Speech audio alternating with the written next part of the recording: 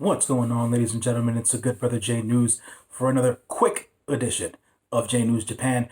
Today we're going to talk about two main topics: the Tiger Hattori retirement event and the Maruo Nakanishi retirement event, and a quick tidbit of news that just went down within the last 24 hours about New Japan Pro Wrestling. So let me go ahead along with this. The reason as to why I wanted to do a video for these two particular events, because these two gentlemen, respectively, Tiger Hattori as a long-standing referee at New Japan Pro Wrestling and all over the world. Actually, he also wrestled it. He didn't well. He did have an early wrestling career. Excuse me, between 77 and 78. There is a great part one interview on NJPW1972.com with Tiger Hattori, where he's telling a lot of different stories about the start of his career and things of that nature. So I would recommend anyone and everyone to go over to the website and check it out. There's going to be a second part, which should be posted within the next 24 to 48 hours, to go along with the retirement event as well. So to go through the retirement event itself, there were a couple of matches that took place that night. This happened on February 19th. Match number one was a match that featured the Young Lions, as usual, when it comes to these events. So we had the Young Lions. In this particular case, I finally got to see a match with Gabriel Kidd in it. I've been watching Gabriel for the last, I would say, 4 or 5 years, ever since when Woke Culture started their WCPW brand. Gabriel Kidd was one of their young boys, and he was participating there. So now to see him a little bit more grown up, a little bit older, and also a part of the LA Dojo, it was cool to see him in this match finally, along with Yuya Uemura and Yota Tsuji against Toa Henare, Hanma, and Togi Makabe. In this particular match, it was a quick match, less than 10 minutes. Toa Henare got the got the pin on Gabriel Kidd, and that was the first match of the night. Second match of the night was another 6-man tag team match which had members of Chaos, Will Ospreay, Sho, and Yo from E3K versus Tiger Mask, Rocky Romero, and Ryusuke Taguchi. In this particular match, another match that was under 10 minutes long, Will Ospreay hit Tiger Mask with the Stormbreaker to end that match. I'm not talking too much about what was going on in these matches because they were short-lived matches, and I would say that a lot of the time, it was just more for the fans to be entertained at the time that they were there before they got to the retirement ceremony. Third match of the night had Yoshihashi, David Finlay, and Juice Robinson of FinJuice up against members of LIJ, Bushi, Hiromu Takahashi, and Evil. In this particular match, which was less than 9 minutes long, Juice Robinson hit Pulp Fiction on Bushi, and everybody basically got as many spots in as they could within that short time frame for the match. And that was that. We had the fourth match of the night, which had a 30-minute time limit. It was an 8-man tag. You had Yuji Nagata, Kojima, Tenzan, and Maruo Nakanishi versus the team of Suzuki-gun, Kanemaru, El Desperado, Taichi, and Minoru Suzuki. Kojima actually almost took Kanemaru's head off with a lariat to win this particular match. Yet again, another tag match for everybody to be a part of the show. And that was the fourth match of the night. It lasted about 10 minutes. So you guys are pretty much getting the gist of this as it goes along. Fifth match of the night, we had a special appearance here by Colt Cabana, who was on the team with Toru Yano, Kota Ibushi, and Hiroshi Tanahashi, who went up against members of the Bullet Club, Bad Luck Fale, Jay White, Tongaloa, and Tamatonga, the GOD. In this case, Yano actually got a backslide pin on Bad Luck Fale, and this match went for about 13 minutes. Sixth match of the night for the Tiger Hattori retirement event. It was a 60-minute time limit. For this one, it was another 6-man tag. Members of Chaos, we had Hiroki Goto, Tomohiro Ishii, and Kazuchika Okada versus members of LIJ, Sonata, Shingo Takagi, and the champ himself, Tetsuya Naito. This match went for about 15 minutes, in which Sonata beat Goto with the O'Connor Bridge.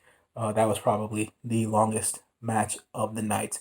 And then to cap off the night, there was the retirement ceremony for Hattori, for Tiger Hattori. I'm sorry, for Tiger Hattori, where the majority or all of the entire locker room came out to pay their respects.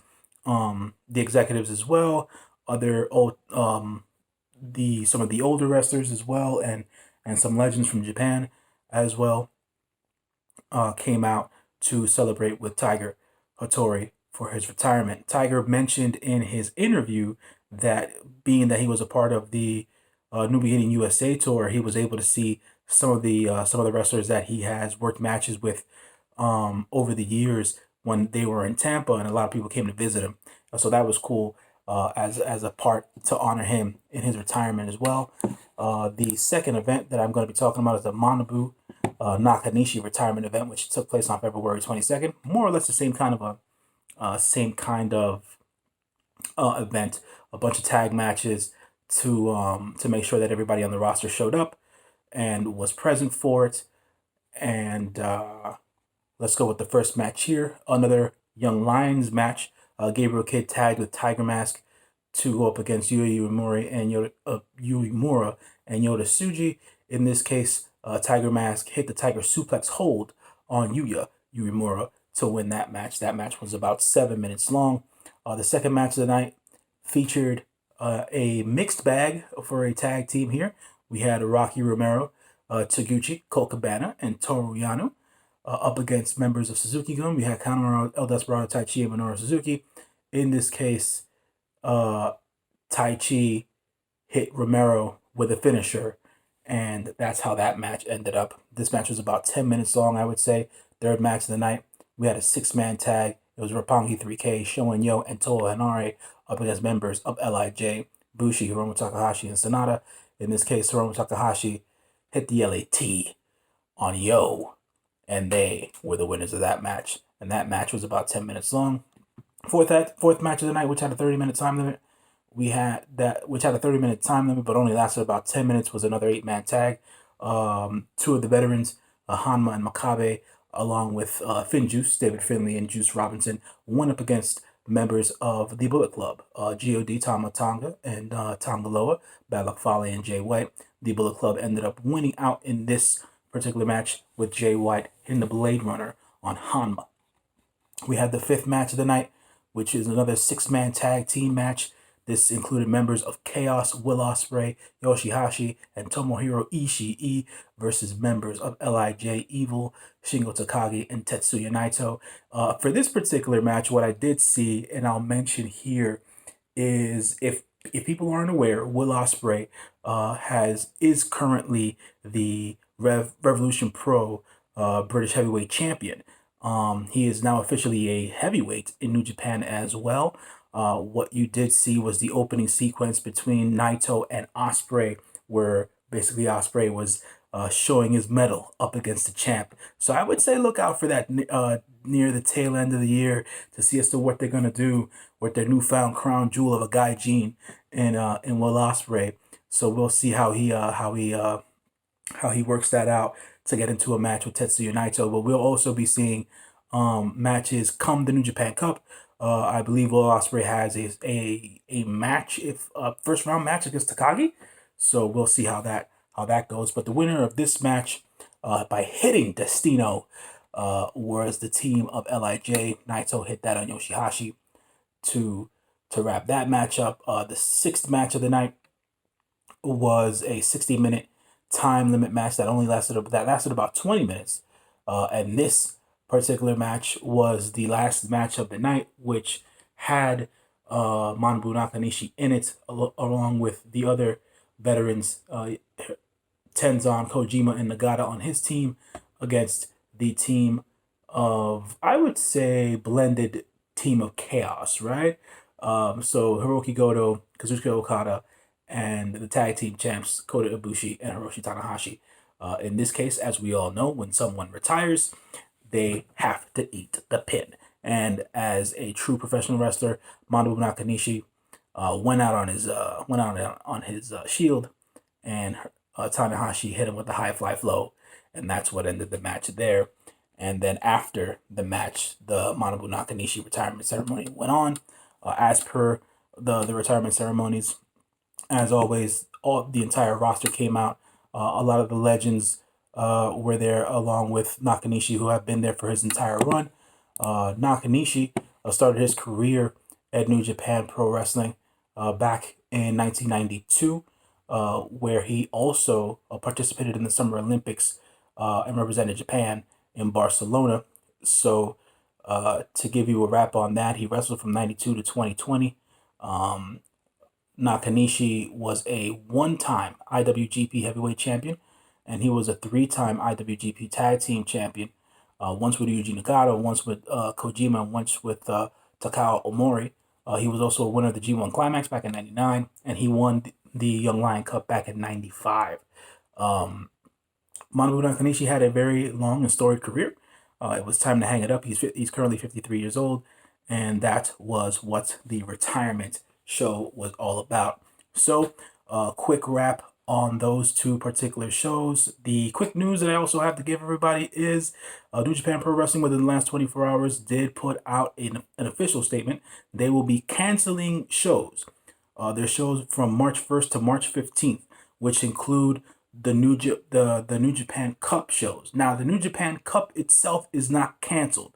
Just the show dates for right now, due to the coronavirus scare that's going all around the world. Not just Asia, not just China, but all around the world. So to make sure that everybody stays within good health and, avoids any sort of, virus scares and stuff like that and whatnot, they decided to cancel those particular dates, but not the New Japan Cup itself. So I just wanted to make sure to give you guys that update from a news standpoint as well. I just wanted to make sure to let you know that there will be another J News Japan video coming in the next couple of days, just to cover the Road to Japan shows as well, and hopefully we'll get some further news about when they'll reschedule the New Japan Cup, if they can. All right, y'all. Thank you for watching as always. Always remember to subscribe to the True Heels YouTube channel. And leave comments as well, man, as we want to be as interactive as possible. As always, peace, folks, many blessings, and always remember to stay wrestling fans.